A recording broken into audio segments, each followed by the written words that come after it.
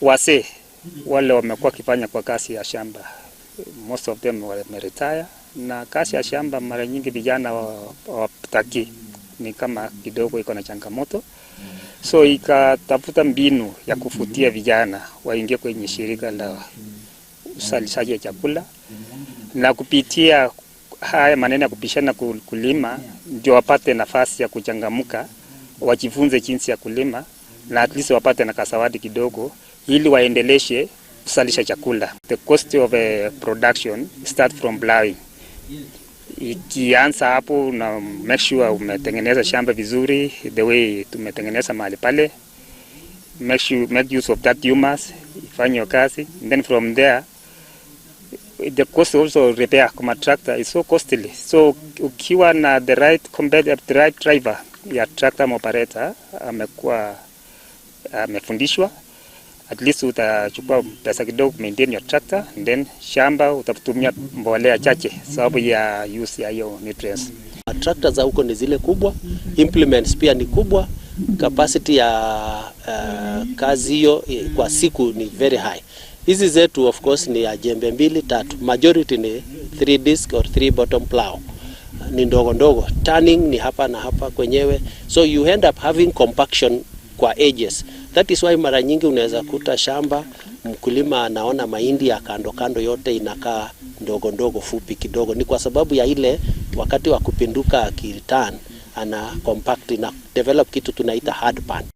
Kama ni mahindi hayataki kwamba ulime ndani zaidi, kuna mchanga wa mahindi ambao uko sehemu fulani, so moldboard unaweza kuiset hali ya kwamba unaweza pata ile sehemu ya kwamba ukipanda mahindi yatakuwa vizuri. Kenya Plowing Organization inafanya competition worldwide. Tunaenda world plowing competition, na tunaonelea ni vyema ikuwe included kwa one of the sports, because it is a competition, it is sport. We go from here to represent this country, and we would like to approach the ministry to partner or at least give us a hand, because we will be sending competitors from here next year wataenda Czech Republic to compete against other 32 other countries in the world, and it is representing Kenya.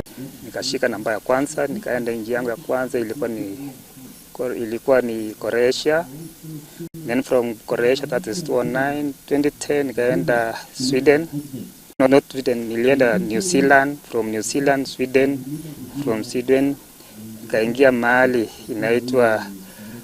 inaitwa Denmark, from Denmark nikaingia France. Mambo ya mashindano nimeshaingia karibu mwaka 15 sai. Mashindano ya kwanza ambaye nilifanya ni hii ya dunia, ni ile ya 2008. Nilifanya mashindano kule Krafench University ya Austria. Nimeanza kusanya vijana, nika train kabisa kuonesha namna hizi maplau zinafanya, namna tunaweza faulu hata mtoke nje, itakuwa ni bahati yenu. So nimekuwa nimejaribu sana, lakini shida ni pesa ya kufanya kuhost mambo kama hizo za demonstration. Tuko tayari kufunza hizo vijana, lakini hatuna dona. Tukipata dona tunaweza sunguka Kenya hii kusundusha kila karibu mtu. So tunasema kuwa waweze kuandaa shamba kwa wakati mzuri.